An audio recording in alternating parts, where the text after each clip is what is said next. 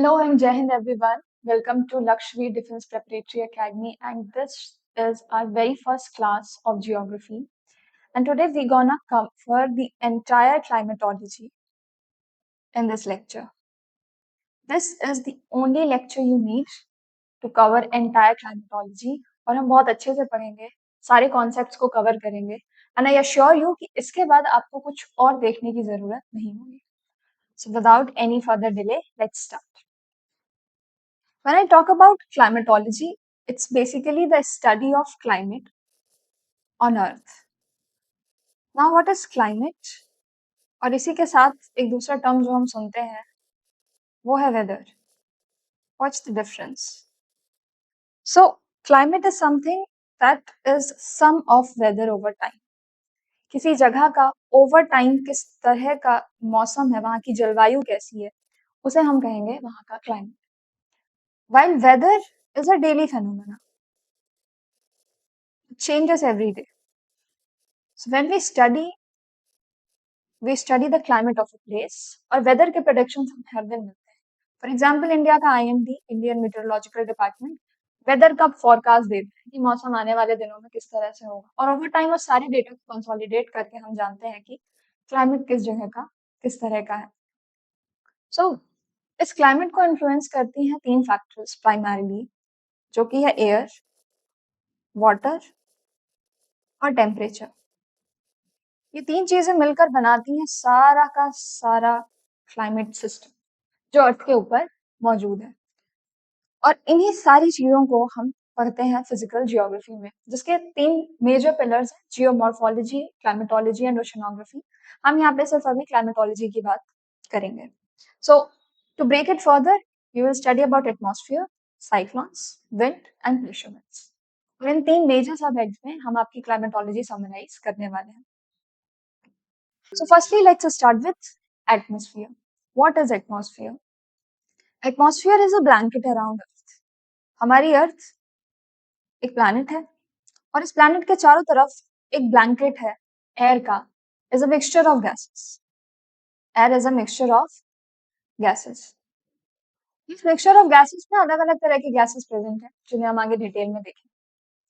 हम इसे डिटेल में क्लासिफाई करें इसके पहले एटमॉस्फेयर के बिहेवियर के बारे में कुछ चीजें समझते हैं. द फर्स्ट थिंग इज जो आपको याद रखनी है is the movement of air in atmosphere. So the air always flows from low pressure to high pressure to low pressure. Air always goes from high pressure to low pressure. हमेशा किसी भी high pressure वाली जगह से low pressure की तरफ flow करेगी. इसे शुरुआत से देखते हैं. For example, you are on the ground और हवा का एक मास आता है. नीचे गर्मी है, लैंड वार्म है, जिसकी वजह से हवा गर्म होगी और ऊपर राइज करेगी. जब भी कोई चीज गर्म होती है वो ऊपर की तरफ राइज करती है, यानी कि असेंड करती है. और जैसे जैसे ये ऊपर राइज करेगी टेम्परेचर नीचे आना शुरू हो जाएगा. So as soon as the altitude increases the temperature decreases. ये बात हमें याद रखनी है. और इसी फेनोमेना को कहा जाता है लैप्स रेट. ऊपर जाने पर ये जो टेम्परेचर ड्रॉप हमें दिखाई देता है यही कहलाता है लैप्स रेट और नॉर्मल लैप्स रेट. इस नॉर्मल लैप्स रेट का अगर मैं कैलकुलेशन दूं तो हर 1 किलोमीटर पर 6.5 डिग्री सेल्सियस टेम्परेचर ड्रॉप करता है. To make it further simpler for you, आपने यहाँ से मूव करना शुरू किया. यहाँ पे टेम्परेचर था T1 सपोज 2 किलोमीटर पे, और जैसे आप ऊपर गए यहाँ पे टेम्परेचर है T2. T1 गर्म होगा, मतलब नीचे जमीन के पास आपको गर्मी मिलेगी और ऊपर आपको ठंड महसूस होगी.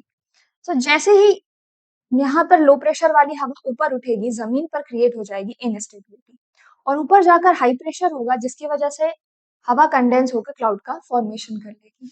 और यहाँ पर जो एयर का मूवमेंट है वही कहलाता है अपर एयर सर्कुलेशन. सो इस पेज में हमने तीन चीजें देखी. पहली कि गर्म हवा राइज करेगी, लैंड से ऊपर जाने की कोशिश करेगी, ऊपर जाके वो हवा ठंडी होगी जिसे हम अपर एयर सर्कुलेशन कहेंगे. इस टेम्परेचर ड्रॉप को हम कहेंगे लैप्स रेट और नीचे ग्राउंड में इसकी वजह से क्रिएट होगी instability. So I hope you get that what is instability in the atmosphere. तो यही सीक्वेंस हम फॉलो करते हैं. मॉइस्चर वाली एयर जब ऊपर जाती है तो बादल बनाती है और फिर बारिश होती है. So that's how the sequence goes. Now you know कि बारिश कैसे हुई. मूविंग फर्दर, अगर इसी सिचुएशन को रिवर्स कर दिया जाए, मतलब ग्राउंड कोल्ड है, यहाँ पे विंटर का सीजन है, ठंड है, अब ग्राउंड पर हाई प्रेशर क्रिएट हो, ऊपर की हवा गर्म है, लो प्रेशर वाला रीजन, तो एयर राइज करने की जगह असेंड करेगी। ओके, यहाँ पे अभी एयर के टेम्परेचर की बात हो रही है।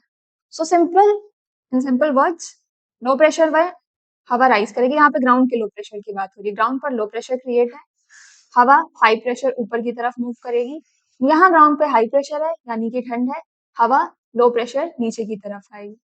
इस कंडीशन में हवा वेट होगी, इस कंडीशन में हवा ड्राई होगी। This is the condition of winter. तो क्या आप कह सकते हैं कि विंटर में ड्राई एयर बहती है?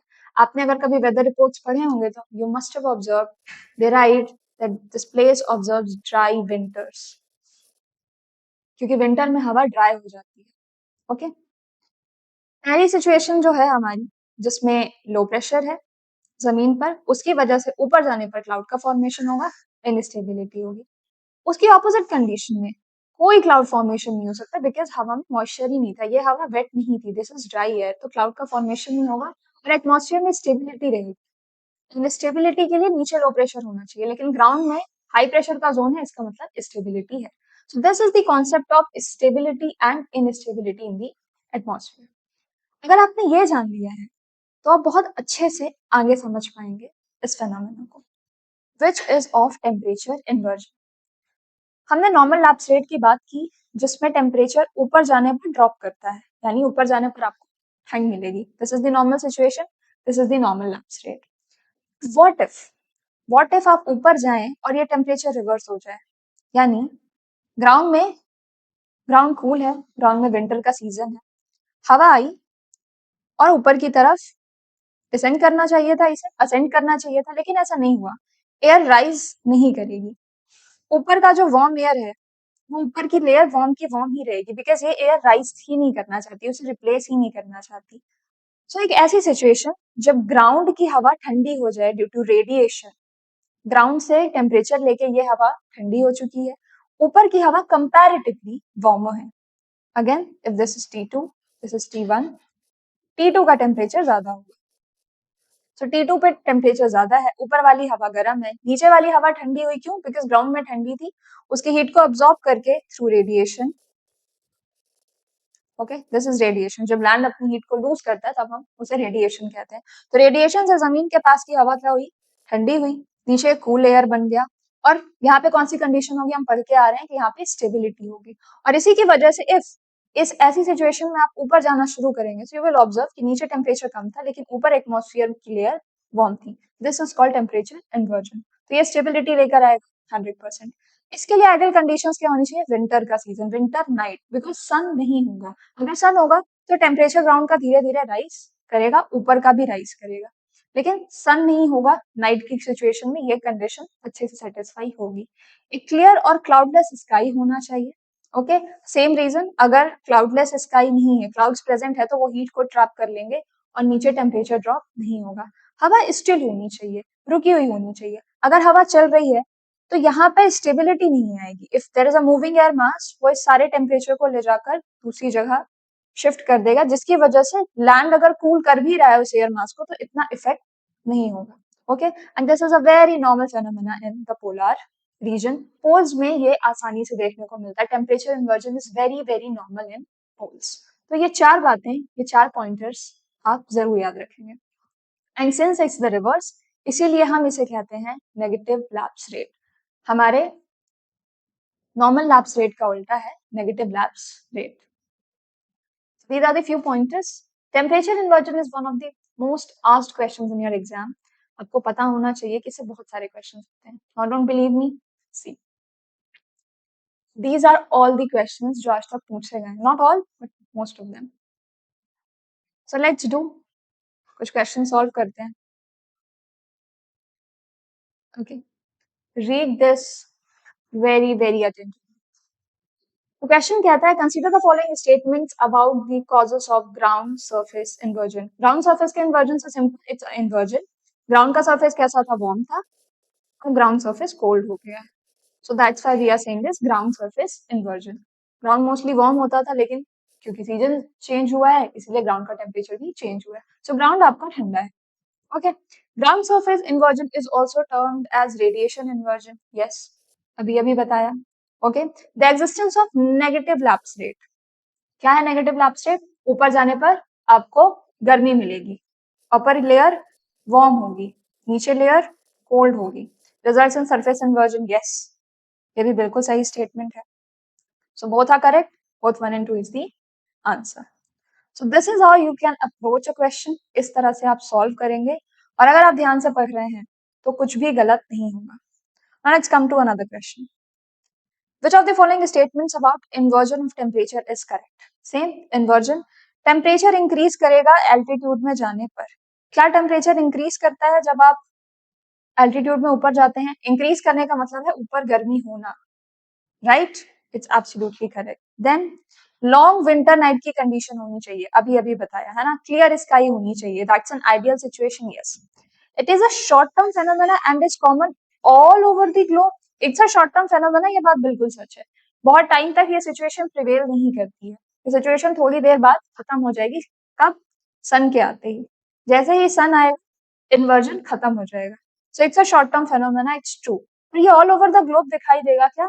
Except at the poles. This is absolutely incorrect. This is common at poles, not all over the globe. इस बात को हम ध्यान रखेंगे. थर्ड स्टेटमेंट गलत है. Only 1 and 2 are correct. Okay. Just reading the question and you know the answer. Easy peasy, right? Which of the following statements with reference to surface inversion of temperature is or are correct? Surface inversion again क्या हो रहा है? Instability cause होगी क्या? क्या हमने instability की बात की? बिल्कुल नहीं. हमने कहा स्टेबिलिटी आ जाएगी सरफेस पे. जब नीचे की कोल्ड एयर ऊपर रेज ही नहीं करना चाहती तो कैसी instability? Okay, so that's why no instability. ये गलत है. This inversion commonly last for a few hours until the sun comes up. अभी अभी बताया. So only second statement is correct. First is wrong. Now last question. This happens when normal lapse rate gets inverted. मतलब negative lapse rate हो जाएगा, normal नहीं होगा. So yes, this is correct. Winter nights with cloudy skies are conducive for temperature inversion. Winter night है और cloudy sky है. Winter night तो होनी चाहिए और स्काई में cloud? No, we don't need clouds. हमें क्लियर स्काई चाहिए. तो सेकंड स्टेटमेंट गलत हो गया. अब सेकंड गया, सेकंड गया, सेकंड गया. 1 इंक्रीज द आंसर. तीसरा पढ़ने की भी जरूरत नहीं है पर पढ़ लेते हैं. Polar areas experience inversion through out the year. Yes, that's true. देखो, सेम चीज, सेम कॉन्सेप्ट को दो अलग अलग क्वेश्चंस में, दो अलग अलग ईयर्स में इंटरचेंज करके पूछा है. So you must know clearly कि एग्जाम में क्या पूछने वाला है and that's how you will answer the question. I hope this is clear to you. Now let's move to the next topic.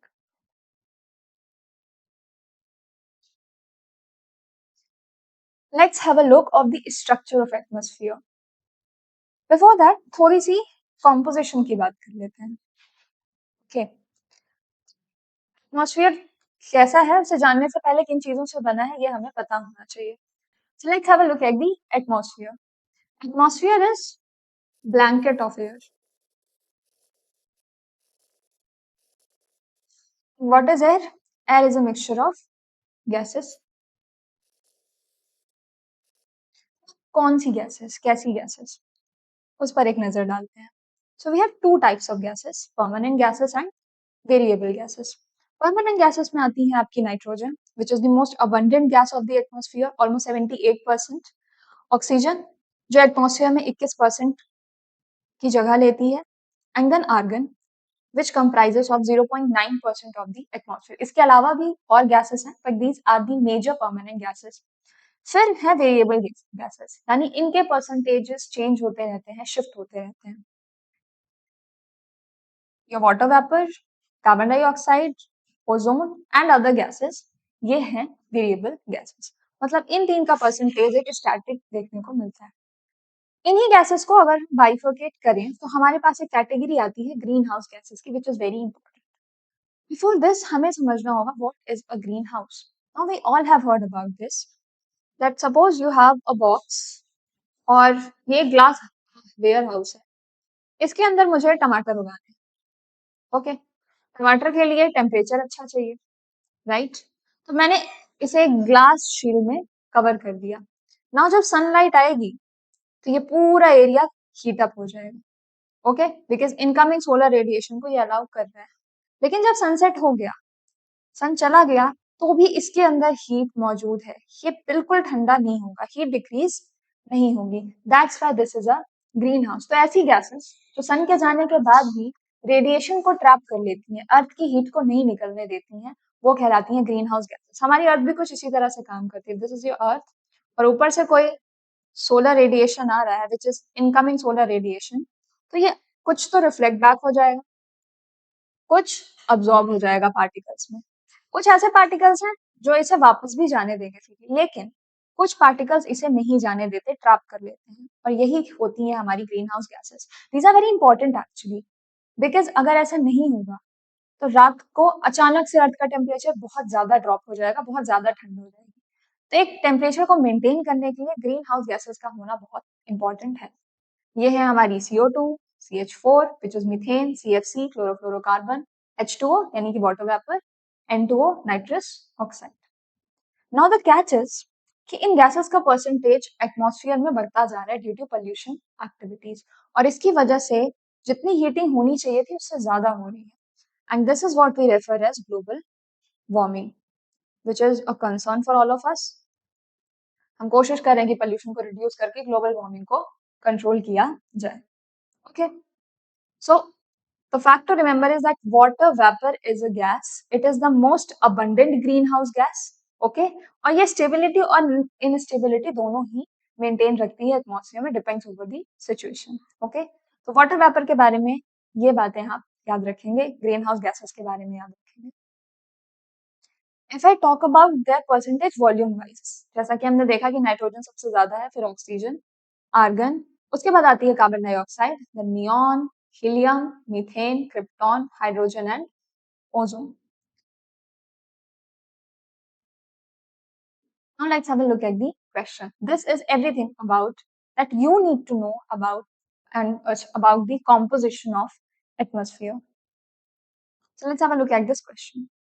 Which of the following statements with reference to water vapor in the atmosphere is or are correct? Water vapor की बात कर रहा है. It has a role to play in the stability and instability. अभी अभी बताया. Yes, it does. It acts like a blanket allowing the earth to neither become too cold nor too hot. बिल्कुल सही है. जैसा मैंने बताया, इंस्टेबिलिटी और स्टेबिलिटी कैसे आएगी? इंस्टेबिलिटी कब आ रही थी? जब गर्मी हो रही थी, हवा राइज कर रही थी, तब इंस्टेबिलिटी हो रही थी। जब हवा राइज नहीं कर रही थी, स्टेबल थी, तब स्टेबिलिटी हो रही थी। मतलब सारा टेम्परेचर का खेल है। तो यहाँ पर ये ना ज्यादा ठंडा होने दे रहा है, ना ज्यादा गर्म होने दे रहा है, तो ये ब्लैंकेट की तरह काम कर रहा है ऑफकोर्स, और इसकी वजह से स्टेबिलिटी और इनस्टेबिलिटी आ रही है। So both the statements are correct about water vapour. Let's look few more questions. Which of the following is not, remember, not a main greenhouse gas? Water vapor is a greenhouse gas, बिल्कुल. Carbon dioxide is a greenhouse gas, बिल्कुल. Methane, CH4, पढ़ के आए हैं. Oxygen, greenhouse gas, ठीक है ना? It's a permanent gas and it's a life-giving gas. हम सब mostly जितने भी aerobes हैं, वो सब इसी की मदद से respiration करते हैं. So it's not a greenhouse gas and hence it's the correct answer. Now, which greenhouse gas has maximum average residence time? Now, what is average residence time of a gas?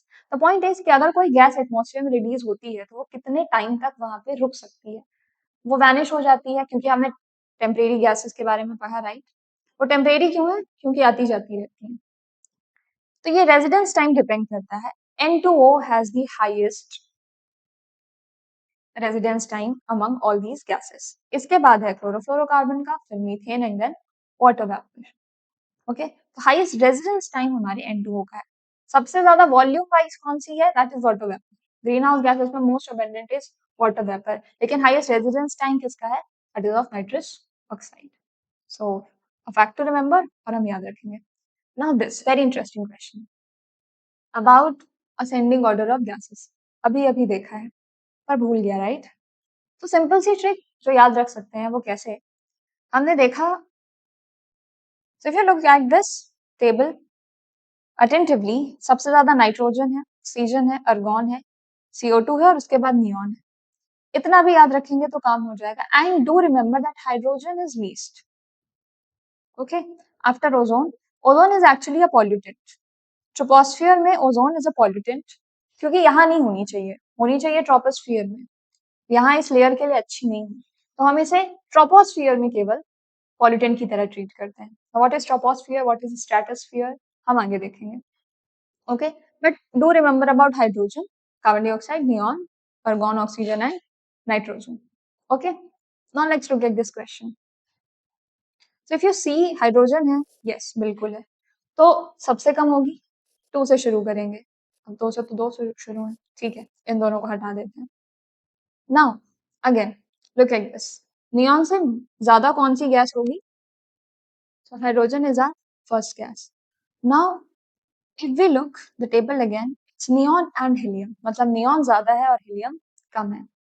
So neon ज्यादा होगी, which is here, helium कम है, मतलब ये। So 2, 1, 3, right? This satisfied. Even if you don't know xenon, you know the answer to this question. This is how you approach, this is how you solve a question in exam. So I hope you'll be able to do all of it. Let's get back to structure of the atmosphere. So atmosphere अगर blanket है उसमें different layers होंगे, right? एक interesting blanket है जिसमें different layers हैं। इसे समझने के लिए हमें दो चीजें समझने की जरूरत है। सबसे पहला है टेम्परेचर और दूसरा है एल्टीट्यूड, बिकॉज इसके हिसाब से ही ये लेयर्स चेंज होती हैं, हमें इनमें चेंजेस दिखाई देते हैं। इनफैक्ट अगर हमने इन लेयर्स को क्लासिफाई किया है तो इसका मतलब है इन सब में कुछ ना कुछ कंट्रास्टिंग चेंजेस होंगे, कुछ ना कुछ अलग होगा। So let's understand about the very first layer first. Okay, so 0 kilometre पे आप खड़े हैं, यानी ग्राउंड पे खड़े हैं और यहाँ से ऊपर जाना शुरू करते हैं, तो सबसे पहली लेयर जो मिलेगी वो कहलाएगी ट्रोपोस्फियर। सारे वेदर फेनोमेना इसी लेयर में होते हैं, यहीं पर हमें नॉर्मल लैप्स रेट देखने को मिलता है, यानी हाइट के साथ टेम्परेचर ड्रॉप करना चाहिए, और इसी की वजह से यहाँ पे है इंस्टेबिलिटी, जिससे जेट्स यहाँ फ्लाई नहीं करते। ओके, जेट सारे कहाँ फ्लाई करेंगे? स्ट्रेटोस्फियर में फ्लाई करेंगे, because this is a very stable layer, यहाँ पे स्टेबिलिटी देखने को मिलेगी। नाउ इनस्टेबिलिटी कैसी है? Let's have a look again, दोबारा रिवाइज कर लेते हैं। नीचे लो प्रेशर है क्योंकि ग्राउंड पे हीट आ रही है, लैंड जल्दी गर्म होता है हवा के मुकाबले, तो ये हवा क्या हुई? लैंड से टच पे आने पर वार्म हुई तो ऊपर राइज करेगी और यहाँ पर लो प्रेशर क्रिएट होगा, और जब यहाँ लो प्रेशर क्रिएट होगा तो ऊपर हाई प्रेशर क्रिएट होगा, राइट? अब अगर यहाँ हाई प्रेशर क्रिएट हो रहा है तो ये हवा इस तरफ डाइवर्ज होगी, because this is a breakage, जिसे हम कहेंगे ट्रोपोपॉज, इसके ऊपर नहीं जा सकती, तो ये हवा डाइवर्ज होगी, डाइवर्ज होकर घूमकर फिर से नीचे आएगी, क्योंकि ये ग्राउंड की तरफ आ रही है तो यहाँ पे हाई प्रेशर क्रिएट होगा और ऊपर लो प्रेशर क्रिएट होगा। So this divergence of air is called upper air circulation in the troposphere. ये आपको ऊपर की तरफ से दिखाई देगा, एंड दैट्स व्हाई यहाँ बहुत इनस्टेबिलिटी है। अपर एयर सर्कुलेशन की वजह से यहाँ जेट्स फ्लाई नहीं कर सकते। ओके, इसीलिए इस हाइट के ऊपर ट्रोपोस्फियर को क्रॉस करके, क्योंकि यहाँ पे क्लाउड्स भी प्रेजेंट होते हैं, क्लाउड्स के ऊपर आपके एरोप्लेन या कोई भी एविएशन एक्टिविटी होती है, because it is more stable. So do remember these points. Okay, if you look at this line, ये टेम्परेचर बताती है, ऊपर जाते हुए टेम्परेचर ड्रॉप कर रहे हैं। Okay, so you can see this. Now when you go in the stratosphere, ऊपर जाते हुए कुछ टाइम तक तो टेम्परेचर कांस्टेंट दिखेगा, लेकिन उसके बाद वार्मथ दिखेगी, बिकॉज इसकी अपर लेयर में ही, स्ट्रेटोस्फियर में, पूरे स्ट्रेटोस्फियर में ओजोन की प्रेजेंस नहीं है, इसके अपर लेयर में ओजोन लेयर प्रेजेंट है, और क्योंकि ये यूवी रेस को ट्रैप करती है, इसकी वजह से ऊपर आपको टेम्परेचर में एक इंक्रीज देखने को मिलेगा। Now when you move further, you will see mesosphere, उसके ऊपर है थर्मोस्फीयर और आयनोस्फीयर, और फिर बिल्कुल बाहर आप स्पेस में पहुंच जाते हैं एक्सोस्फीयर पे। On the height of 100 kilometre एक लाइन देखने को मिलेगी जिसे हम कर्मन लाइन कहते हैं, and this is all about structure of the atmosphere. इनके पॉजेज हैं, ट्रोपोपॉज जहाँ पे ट्रोपोस्फियर खत्म होगा, स्ट्रेटोपॉज जहाँ पे स्ट्रेटोस्फियर खत्म होगा, मेसोपॉज जहाँ पे मेसोस्फियर खत्म होगा, आयनोस्फियर का थर्मोपॉज कहते हैं हम, and exosphere is outer space, so no need of a pause. These are the points. Ionosphere में टेम्परेचर डिफरेंस देखने को मिलता है, मतलब यहाँ पे एयर के आयंस, गैसेस के आयंस देखने को मिलेंगे, उनमें चार्ज होगा, जिससे आप यहाँ पे ऑरोरास को भी ऑब्जर्व कर सकते हैं। जो ऑरोरा फॉर्मेशन होता है वो इसी लेयर में होता है। ओके, मेसोस्फेयर रेडियो वेव्स को डिफ्लेक्ट करने में भी मदद करती हैं। Temperature again you can see थोड़ा कांस्टेंट था, उसके बाद फिर से डिक्रीज हुआ, यहाँ पे कांस्टेंट था, उसके बाद इंक्रीज होना शुरू हुआ. So this is how the temperature differences behave in these layers. If we look at the question, ozone layer which absorbs the ultraviolet radiation is found in which one of the following layers of the atmosphere? You know the answer, right? The answer is stratosphere. Wow, interesting and easy question. Troposphere absorbs ultraviolet radiation? No. Stratosphere changes in weather and climate? Yes. But क्या ये correct match है? ये यहाँ होना चाहिए था. Okay, तो ये तो incorrect match हो गया. Stratosphere यहाँ मैच होना चाहिए था, तो ये भी गलत हो गया. Mesosphere reflect करता है radio waves को, बिल्कुल सही बात है. So how many pairs are correctly matched? Only one. Other two are incorrect. Okay, easy, very much doable. This is how your geography is. एक concept पढ़ो और you get a straight question. No rocket science, right? Okay. So let's move further. I hope you got everything we have talked about till now. Now let's move towards water in the atmosphere. Okay. So now let's talk about water in the atmosphere. हमने atmosphere की सारी बातें कर ली, तो अब हमें जानना चाहिए कि वाटर एटमॉस्फेयर में जो प्रेजेंट है, जो वाटर वेपर प्रेजेंट है, उससे क्या क्या चीजें होंगी. तो सबसे पहली बात, वाटर की प्रेजेंस, वाटर वेपर की प्रेजेंस जो एयर में है, उसे हम कहेंगे ह्यूमिडिटी, कि हवा में कितनी ह्यूमिडिटी है. अगर बहुत ज्यादा ह्यूमिडिटी है मतलब वाटर वेपर का परसेंटेज बहुत ज्यादा है, कम ह्यूमिडिटी है मतलब एयर ड्राई हो रही है. ओके, यही पानी अगर एविपरेट हो रहा है जमीन से सन रेज की प्रेजेंस में, then we will call it evaporation. Okay, ऊपर जाने पर हमें पता है क्या होगा, ऊपर जाने पर ठंड मिलेगी, कोल्ड होगा टेम्परेचर, तो ये कंडेंस हो जाएगा, जमने लगेगा. कंडेंसेशन यानी पानी का जमना. अब यहाँ पर एक कॉन्सेप्ट है ड्यू पॉइंट और फ्रीजिंग पॉइंट का, बहुत ध्यान से सुनेंगे. What is due point and what is freezing point?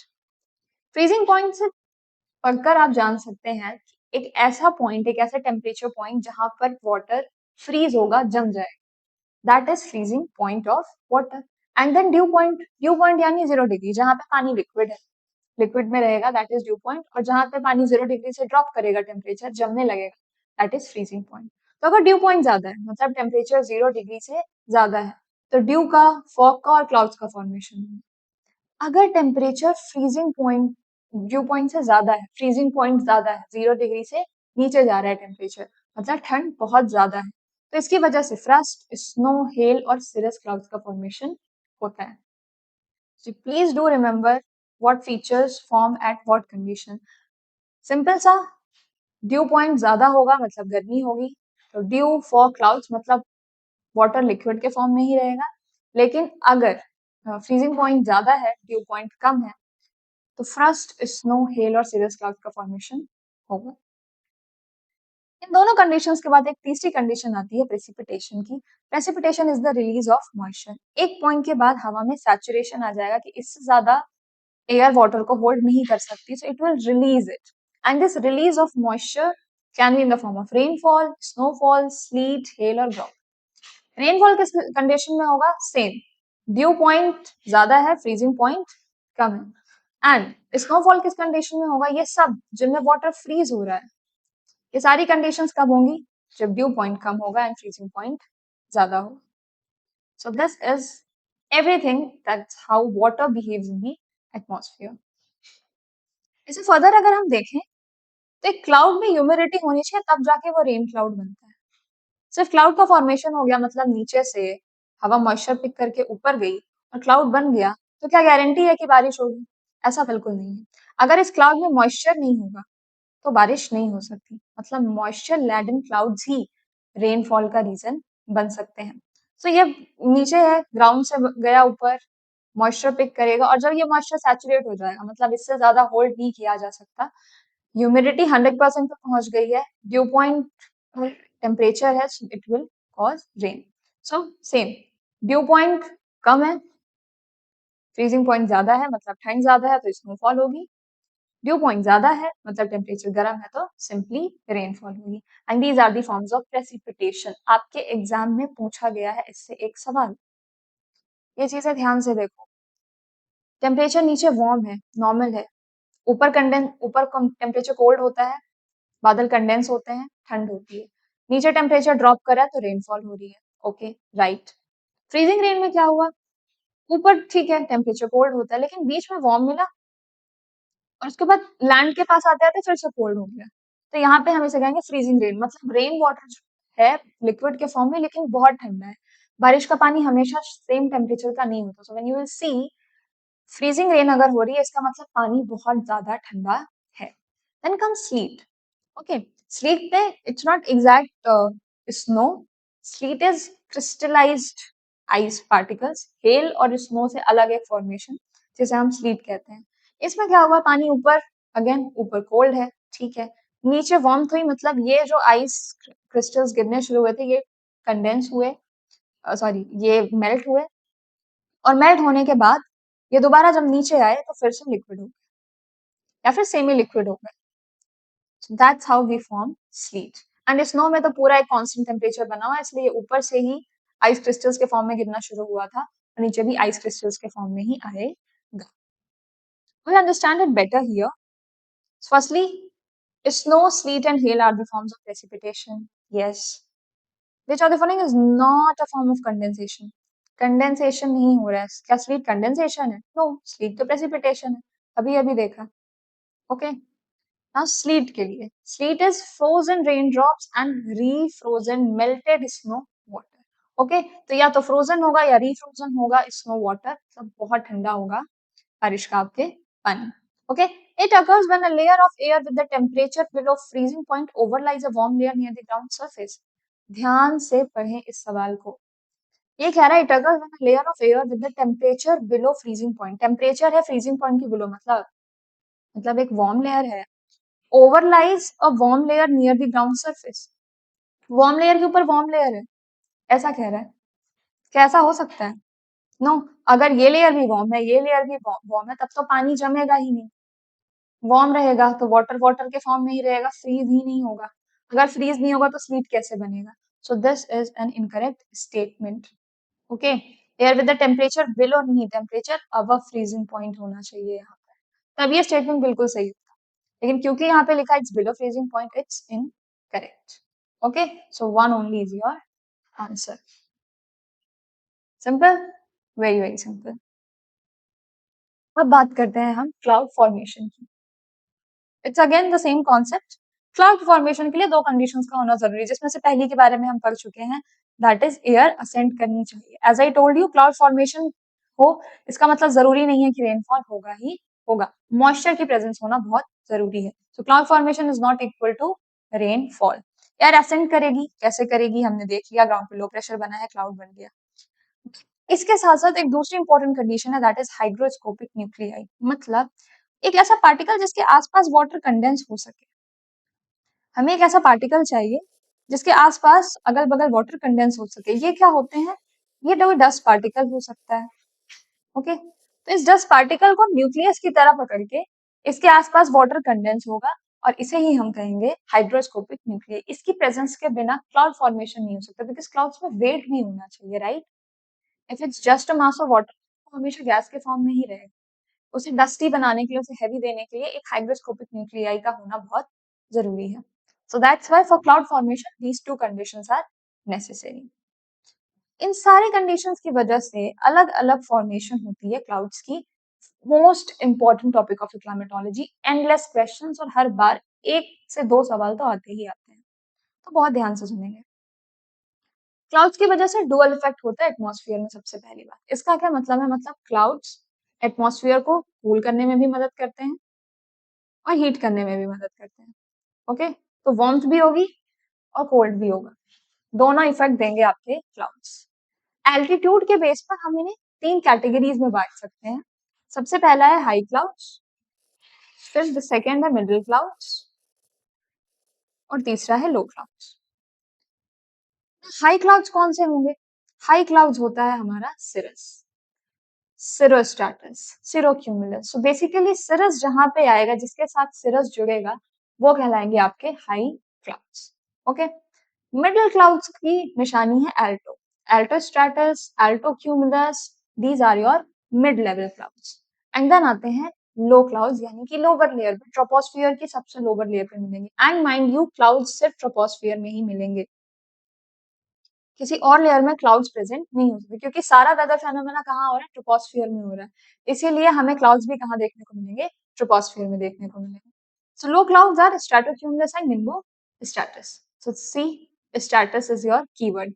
Now if you have a look at the further division, हम क्लाउड्स को रेन गिविंग और अदर क्लाउड्स की कैटेगरी में भी बांट सकते हैं।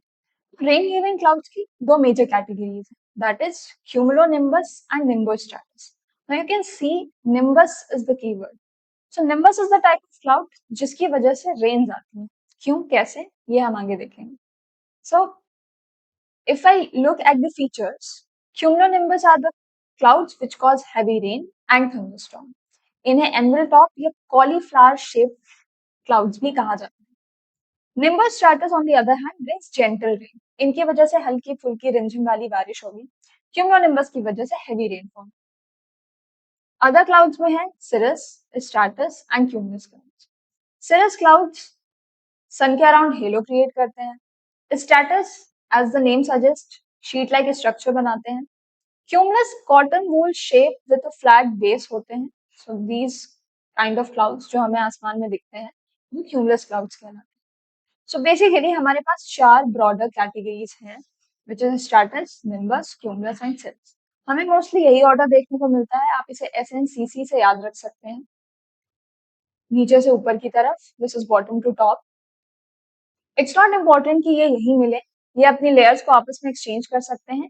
ये सारे क्लाउड्स आपस में मिक्स होकर क्यूमुलोनिम्बस, निम्बोस्ट्रैटस, सिरोस्ट्रैटस, सिरोक्यूमुलस, निम्बोस्ट्रैटस, इस तरह के क्लाउड्स भी बना सकते हैं। So if I look again, cirrus are feather like, ice crystals के तौर पे जमे होंगे। आसमान के सबसे ऊपर जो हल्के हल्के फेदर जैसे बादल दिखाई देते हैं वो होता है हमारा cirrus cloud. Cumulus cloud fair weather represent करता है, जब भी मौसम साफ होगा, अच्छा होगा। बारिश के बाद मोस्टली जो व्हाइट क्लाउड्स आपको दिखते हैं आसमान पे और उनके पीछे से धूप आ रही होती है, वो आपके क्यूमुलस क्लाउड्स कहलाते हैं। ये पैचेस में दिखते हैं जब आसमान में दूर दूर बिखरे हुए होते हैं। So those white cloudy cotton shaped clouds are cumulus. Nimbus on the other hand are dark black और ग्रे कलर शेपलेस क्लाउड्स, इसीलिए किसी के भी साथ आराम से मिक्स हो जाता है। बारिश के बादल कैसे होते हैं, काले बादल, जब भी काले बादल आते हैं तभी बारिश होती है। That's why nimbus is the cloud जिसकी वजह से रेनफॉल होता है। तो जहां पे भी निम्बस होगा वहां पर रेन होगी, तो rain given cloud is the nimbus cloud. And then again stratus layered है, शीट जैसा है, सबसे लोअर लेयर में एग्जिस्ट करेगा, सबसे लोअर लेयर में मिलेगा and it exist in sheets. These are the qualities of the clouds, different clouds, इन्हें हम याद रखेंगे। और अब इतना जानने के बाद हम आराम से क्वेश्चंस को आंसर कर सकते हैं। So let's have a look at them. First question: Cumulonimbus clouds develop from which among the following clouds? Cumulus और nimbus दो मिलने चाहिए। अच्छा, यहाँ पे cumulus congestus पढ़ा है क्या? बिल्कुल नहीं। Cumulus and altostratus बिल्कुल नहीं। Cirrocumulus, cirrus की तो तलाश ही नहीं है, तो सिर्फ B बचता है, which is cumulus and nimbostratus clouds. Easy. Then the question is, which of the following statements regarding clouds is correct? Correct statement identify करना। Clouds are classified on the basis of altitude. बिल्कुल सही है। High clouds, middle clouds and low clouds. According to altitude, they are classified as high, middle, low. No, second statement वही लिखा हुआ है। Stratus, nimbostratus, stratocumulus are high cloud. Stratus सबसे नीचे मिलता है, ये भी stratus, ये भी stratus, तो ये high clouds कैसे हो सकते हैं? High clouds के लिए हमें cirrus आइडेंटिफाई करना होता है। cirrus is the keyword, but यहाँ तो stratus दिया है, so this is incorrect. That's why 1 and 2 only is the answer. आसान है, बहुत ही ज्यादा आसान। Now let's look at this question. They are born through convection. What is convection? कोई चीज जब हीट होकर नीचे से ऊपर की तरफ जाती है, क्योंकि हल्की हो जाती है, लाइट हो जाती है, और उसके बाद जो कोल्डर लेयर होगी वो सिंक होगी, नीचे आएगी, फिर दोबारा ये हीट होगी और ये दोबारा ऊपर जाएगी। तो इस तरह से लेयर बाय लेयर जब कोई चीज हीट होती है और मूव करती है, तो इस प्रोसेस को हम कहते हैं कन्वेक्शन। इसके अलावा दूसरा प्रोसेस कौन सा है, कंडक्शन का, जिसकी मदद से सॉलिड्स हीट होते हैं। So convection is a process of heating जिसकी मदद से आपके लिक्विड्स और आपकी गैसेस हीट होती हैं, और you can say fluids heat होते हैं। Okay, liquids plus gases is fluids. Convection की वजह से बने, मतलब हवा नीचे गर्म हुई, ऊपर गई और बादल बन गए। Okay, convection. One cloud, only cloud type that can produce hail, thunder and lightning. Now you can identify किसकी बात हो रही है। Cauliflower shape of an annual tops. अब तो हमें पता है कि यहाँ पर cumulonimbus cloud की बात हो रही है। You can see cumulonimbus, annual top, cauliflower shape. Okay? Rest दो questions आपकी screen पे हैं। Pause the video and answer these questions and tell me in the comments कि क्या होंगे इनके जवाब। Okay? और कैसे? Be honest. The answers are highlighted, but be honest and answer these questions yourself. Okay. Now moving further, let's talk about rainfall. अभी अभी जब हमने कन्वेक्शन की बात की, तो इस कन्वेक्शन की वजह से, यानी नीचे से हवा हीट हुई, ऊपर रेस किया, मॉइस्चर आया इसमें, तो बन गया हमारा क्लाउड, रेनी क्लाउड। और ये रेन जिसकी वजह से होती, इसी तरह की रेन को हम कहते हैं कन्वेक्शनल रेनफॉल। दूसरी रेनफॉल है हमारी ओरोग्राफिक रेनफॉल। यहाँ पे कन्वेक्शन इन्वॉल्व था तो हो गई convectional rainfall. Orographic rainfall, orographic rainfall में एक माउंटेन प्रेजेंट होता है। तो यहाँ बारिश हो रही थी, बादल बने, बारिश हुई, बादल आगे बढ़ा, चलते चलते इसे यहाँ पे रास्ते में पहाड़ मिल गया। पहाड़ ने कहा मैं नहीं जाने दूंगा। Okay, it's an obstruction. बादल क्योंकि ऑलरेडी सैचुरेटेड है, ह्यूमिडिटी बहुत है, पानी भरा हुआ, तो ये इसी साइड पर सारी बारिश हो जाएगी, राइट। और पहाड़ के साइड में क्या है, लो प्रेशर का जोन, इसीलिए यहाँ पे बादल ट्रैवल करके जा रहे हैं। ऊपर जाते जाते पहाड़ के ऊपर हाई प्रेशर हो, तो बादल नीचे से ऊपर जाएगा, ऊपर पहुंचते पहुंचते सारी बारिश हो जाएगी, बादल लाइट हो जाएगा और फिर नीचे जाएगा, राइट। हवा इस तरफ सिंक करेगी। This is the zone of low pressure and high pressure. अब क्लाउड क्योंकि इस तरफ तो फॉर्मेशन भी नहीं हो सकता, यहाँ क्योंकि जमीन पर लो प्रेशर नहीं है, तो इस तरफ क्लाउड का फॉर्मेशन भी नहीं हो सकता, और ये इस तरफ बरस चुका तो इधर रेन भी नहीं हो सकती, बिकॉज मॉइस्चर डेफिशिएंट हो गया। तो इस वजह से हम ऑब्जर्व करते हैं कि जब भी रास्ते में कोई पहाड़ होता है, तो एक साइड को ज्यादा बारिश मिलती है और दूसरी साइड को कम बारिश मिलती है। So the side which receives more rain is called the windward side, मतलब विंड इधर से आ रही है और ये सामने पड़ेगा, that's why this is called the windward side. और दूसरा जो जोन है, बैकवर्ड वाला जो जोन है, उसे हम रेन शैडो जोन कहते हैं। और इस एरिया में हमें मोस्टली ड्रॉट लाइक कंडीशंस देखने को मिलती हैं। एग्जांपल्स हमारे वेस्टर्न घाट्स हैं। वेस्टर्न घाट्स ऊंचे हैं, तो जब यहाँ से हमारा मानसून एंटर करता है, साउथ वेस्ट मानसून, तो सारा पानी इस साइड गिर जाता है और पीछे के एरिया को कंपैरेटिवली कम पानी मिलता है। सो this is an standard example of orographic rainfall. ओरो का मतलब ही होता है माउंटेन, मतलब जहाँ पे माउंटेन रेनफॉल को अफेक्ट करेगा उसे हम ओरोग्राफिक रेनफॉल कहेंगे। ये जो बादल बने, ये कन्वेक्शन की वजह से ही आए हैं, लेकिन दूर से आए हैं travel. Okay, this is about two major types of rainfall. Now other is a cyclonic rainfall, मतलब साइक्लोन बनेगा उसकी वजह से बारिश होगी। हम साइक्लोन को आगे अभी देखेंगे। उसके पहले हम समझते हैं आइसोबार्स के बारे में। तो अभी तक हमने इतनी बातें की प्रेशर की। Okay, so let's suppose there is a point P1, okay, and P2। P1 पे कोई प्रेशर है और P2 एक प्रेशर है। तो मैं मान लो इस पॉइंट पर, इस पॉइंट पर, इस पॉइंट पर P1 प्रेशर और इस इन सारे पॉइंट पर P2 प्रेशर। सिंस इस पॉइंट पर A B C पर सेम प्रेशर है, मैं इन तीनों को ज्वाइन कर दूं। हम ग्राफ में यही करते हैं, जो सेम होता है उसे ज्वाइन कर देते हैं। और यहाँ P2 पे सेम प्रेशर है, A पर, B पर, C पर, D पर, तो मैं इसे ज्वाइन कर दूं।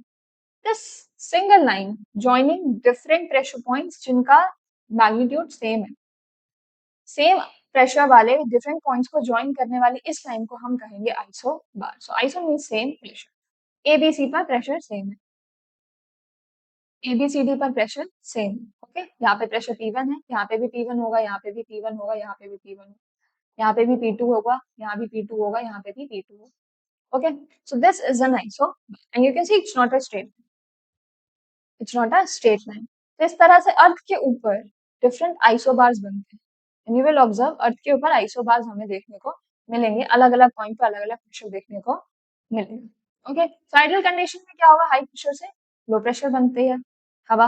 ओके, तो कहीं पे P1 पे मान लेती हूँ प्रेशर ज्यादा है, P2 पे कम है, सो this is high pressure, this is low pressure. हवा कहाँ से जाएगी, P1 से P2 की तरफ जाएगी, सिंपल, राइट। लेकिन क्या हवा आराम से ऐसी प्रेशर डिफरेंस की वजह से मूव कर सकती है? ये तो हुआ प्रेशर ग्रेडियंट, मतलब हवा हाई से लो जाएगी, प्रेशर का difference is pressure gradient.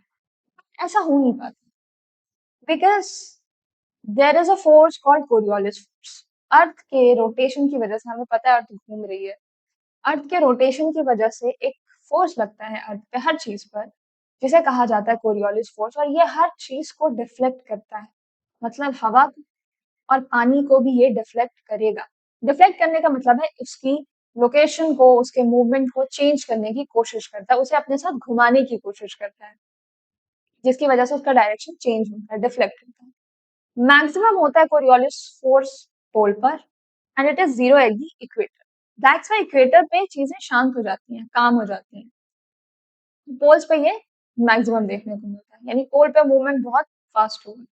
Northern hemisphere में ये चीजों को राइट में घुमाता है, एंड सदर्न हेमिस्फीयर में ये चीजों को लेफ्ट में घुमाता है। ओके, जिसकी वजह से हम एक कंडीशन देखते हैं कि again let's see, this is P1, this is P2। Okay, high pressure है, लो प्रेशर है, हवा कैसी चलेगी, ऐसे जाएगी, P1 से P2 की तरफ जाएगी। We can say that at equator, क्योंकि यहाँ पे कोरियोलिस फोर्स नहीं लग रहा है, जीरो है, wind flow is perpendicular to the isobar. This is your isobar, this is your wind flow, और ये बिल्कुल परपेंडिकुलर है क्योंकि यहाँ पे इक्वेटर पे कोरियोलिस फोर्स जीरो है। अगर ये कंडीशन चेंज हो जाती है, इक्वेटर की नहीं है, जब हम ऊपर जाते हैं, एल्टीट्यूड रेस करता है, तो हमें वहां पे देखने को मिलता है एक पॉइंट ऐसा आया जहां पर कोरियोलिस फोर्स को बैलेंस कर दिया है आपके pressure gradient. This is pressure gradient, this is pressure gradient. Okay, और इसे बैलेंस कर दिया आपके कोरियोलिस फोर्स ने, यानी कि ये P1 था, ये P2 था, और ये दोनों बैलेंस्ड है, इसे पुल करने वाला कोई नहीं है। ये प्रेशर ग्रेडियंट से इस तरफ चलनी चाहिए थी, लेकिन ऐसे ही ना जाकर ये हवा पैरेलल जा रही है, दोनों आइसोबार्स के पैरेलल जा रही है। तो इसे हम कहेंगे जियोस्ट्रोपिक विंड, इस स्पेशल विंड को जो आइसोबार के पैरेलल चलती है। Okay, this is called geostrophic wind. ये हुआ कैसे एग्जैक्टली, ये समझते हैं। So see, look at this figure very attentively. ये हाई प्रेशर का जोन था, ये लो प्रेशर का जोन। P2 से हवा कहाँ जाएगी, P1 पे जाएगी, हमें पता है हाई प्रेशर से लो प्रेशर की तरफ जाएगी। ओके, हवा ऐसा जा रही थी, लेकिन तभी आया कोरियोलिस फोर्स, वो उसे डिफ्लेक्ट करवाना चाहता है। हम मान लेते हैं कि ये नॉर्दर्न हेमिस्फीयर, तो ये कह रहा तुम ऐसे नहीं जाओगी, ऐसे चलोगी मेरे साथ, राइट की तरफ मूव करने की कोशिश करेगा उसे। इस पे इस तरफ भी फोर्स लगेगा।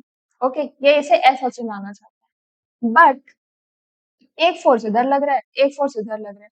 अब क्योंकि दोनों फोर्सेस है, तो ऐसा तो नहीं हो सकता कि एक इसे ओवर पावर कर दे, तो ये कहीं बीच में जाके इस तरह का डायरेक्शन ले लेती है, net force. Okay, classic physics. So net force की वजह से ये बन जाता है ऐसा एक deflected direction. So this is how wind behaves. Since यहाँ पर ये दोनों फोर्स इक्वल होगा, यानी कि आपका pressure gradient and Coriolis force, तो हवा टिल्टेड होने की जगह सीधा फ्लो करने लगती है, यानी कि पैरेलल जाने लगती है आइसोबार्स के। So that is your very very simple logic about it. हम याद रखेंगे कि parallel to the isobar geostrophic wind चलती हैं। That is all that you need to remember. These are the questions, simple questions, and you will answer them about Coriolis force. Now let's have a look at the pressure belts. So what is pressure belts?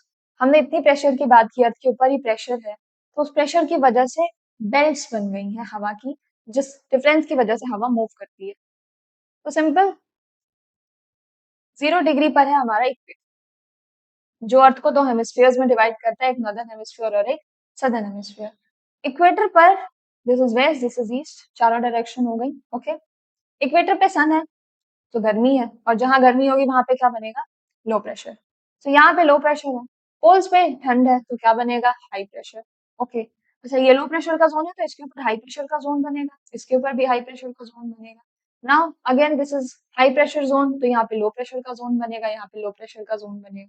So this is how it is observed. सो 0, 30, 60, 90, 0, 30, 60, 90 दोनों hemispheres में हमें देखने को मिलेंगे pressure belts.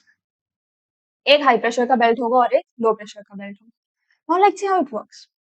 At low pressure, this is high pressure, this is high pressure. Classic. अब तक तो याद हो गया कि हाई प्रेशर से लो प्रेशर हवा बहेगी। Now, क्या ये हवा सीधी जाएगी? बिल्कुल नहीं।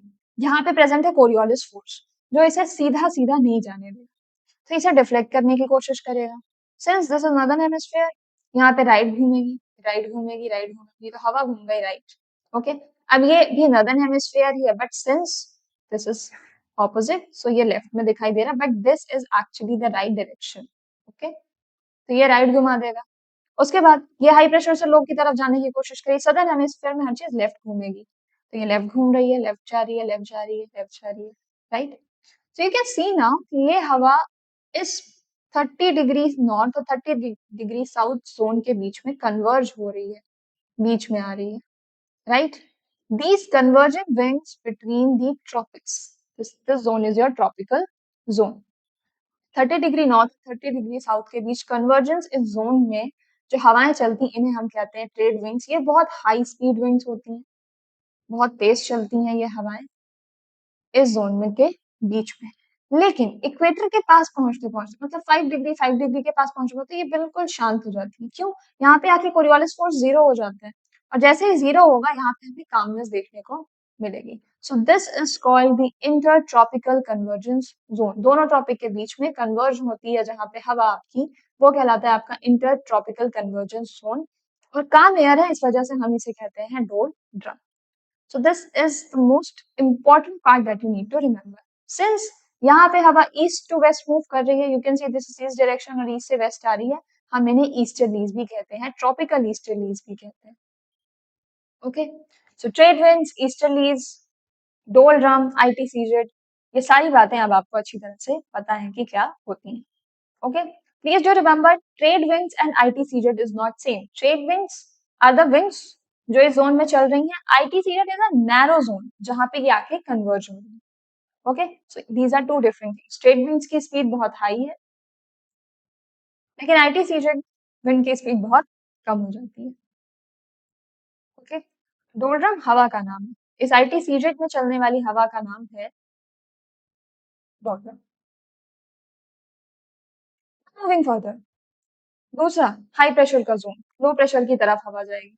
ओके, और क्योंकि कोरियोलिस फोर्स है वो इसे घुमाने की कोशिश करेगा, सिंस इट्स सदर्न हेमिस्फीयर ये सब घूमेगा लेफ्ट की तरफ, और क्योंकि ये लेफ्ट में घूम रहा है, the direction is west to east, और वेस्ट टू ईस्ट डायरेक्शन की वजह से इस 30 डिग्री टू 60 डिग्री के जोन के बीच में चलने वाली हवाएं कहलाएंगी westerlies.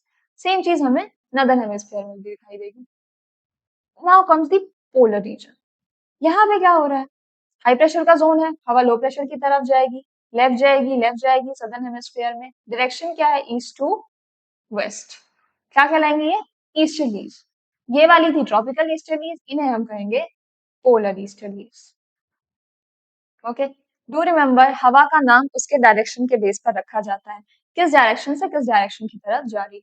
So polar easterlies between 60 to 90, 60 से 30 के बीच में चलेंगी वेस्टर्लीज, और 30 के बीच में बनेंगी आपकी ट्रेड विंग्स या ईस्टर्लीज। ओके, ट्रेड विंग्स पुराने टाइम में लोग नेविगेशन के लिए काफी ज्यादा यूज करते थे, और यहीं पर है आपका horse latitude in the Mediterranean sea. Okay, clear? I hope it's amply clear to you. So these are the figures आप देख सकते हैं। और दी अनदर कॉन्सेप्ट इज, उसी को अगर हम थोड़ा एक्सपैंड करें तो हम देखेंगे कि ये 0 डिग्री थी, हवा राइज कर रही थी, लो प्रेशर का जोन था, लो प्रेशर का जोन था, राइट। अब हमने देखा नदर्न हेमिस्फीयर है और सदर्न हेमिस्फीयर है, तो हवा दो तरफ जाएगी डाइवर्ज होकर, राइट। तो ये जोन और फिर यहाँ पर आकर कन्वर्ज करेगी। अगर ये लो प्रेशर का जोन था तो यहाँ पे हाई प्रेशर होगा, यहाँ पे आके हवा सिंक करेगी, डिसेंड करेगी, तो यहाँ पे एक सेल बन गया। ओके, एक सेल क्रिएट हुआ है, इस सेल को हम कहते हैं Hadley cell. Okay, so it's a low pressure zone, low pressure zone, और यहाँ पे जो क्रिएट हुआ है वो कहलाएगा हेडले सेल। इस हेडले सेल से फिर हवा हाई प्रेशर जोन से फिर लो प्रेशर की तरफ जाएगी, उसके बीच आने वाला सेल कहलाएगा Ferrel cell. And again polar high pressure से लो प्रेशर की तरफ आने वाली हवा, क्योंकि ये पोल्स के बीच में बना है, ये कहलाएगा polar cell. So this is polar cell, Ferrel cell, Hadley cell. Again same here, Hadley cell, Ferrel cell, polar cell, इन्हें हम याद रखेंगे। इसी जोन का हमने नाम रखा polar high pressure, subpolar low pressure, subtropical high pressure, and this is the equatorial low pressure. This is our equatorial low pressure. Same यही चीज जो हमने यहाँ देखी, यही प्रेशर जोन्स जो हमने देखे, इन्हीं में से ये हवा यहाँ से उठकर जाएगी, ये हवा यहाँ से उठकर जाएगी, तो बीच में ये जो सेल बना है, this is your Hadley cell. Okay, same यहाँ पे बनेगी फेरल सेल, यहाँ से आके बन रहा है पोलर सेल। सेम यही फेनोमेना आप यहाँ पे देख सकते हैं, दीज आर दी सेल्स। हमें देखने में कैसा लगता है कि ये ऐसा होगा, but it actually looks like this. ऊपर सेल्स बने हुए हैं, इन्हीं सेल्स में हवा मूव करती रहती है, मतलब ये आपस में मिक्स नहीं होती। This kind of a fix zone जिसके अंदर ये मूव करती रहती है।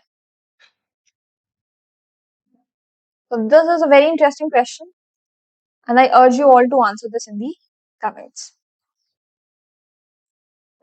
These are some more points. आप दोबारा read कर सकते हैं.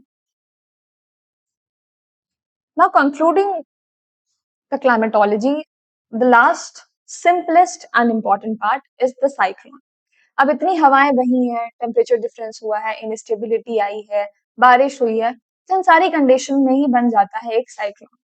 साइक्लोन के लिए कुछ कंडीशंस का होना बहुत इंपॉर्टेंट है। सबसे पहला तो दो एयर मास होंगे। जब दो एयर मास आपस में आ रहे हैं, दो डिफरेंट डायरेक्शन से, ओके, और वो कन्वर्ज करें, मतलब अंदर की तरफ आए और रोटेट करने लगे, तब बनता है आपका cyclone. Okay, this is the simple definition of a cyclone. दो एयर मास है, कन्वर्ज करके रोटेट करने लगेंगे तो साइक्लोन बन जाएगा। कैसे? सबसे पहले तो कोरियोलिस फोर्स का होना बहुत जरूरी है, क्योंकि रोटेट हो रही है कोई चीज, मतलब उसमें कोरियोलिस फोर्स तो जरूर लग रहा होगा। बीच में लो प्रेशर का होना जरूरी है। एक लो प्रेशर जोन है, चारों तरफ से हाई प्रेशर का जोन बनेगा, तो लो प्रेशर जोन का होना, मतलब गर्मी का होना बहुत इंपॉर्टेंट है। लार्ज सी सरफेस होना चाहिए, ओशन के ऊपर आएगा। साइक्लोन का फॉर्मेशन हमेशा ओशन पर होगा। ठीक है, आपने जितने भी साइक्लोन सुने हैं, जैसे अभी लेटेस्ट हमने मोका का नाम सुना था, और अब तो बारिश का मौसम भी है, तो जो भी साइक्लोन फॉर्मेशन हो वो हमेशा सी सरफेस के ऊपर होगा। ओके, टेम्परेचर 27 डिग्री सेल्सियस से ज्यादा होना चाहिए, अगेन गर्मी होनी चाहिए, और विंड की वर्टिकल स्पीड में वेरिएशन होना चाहिए। What is vertical speed?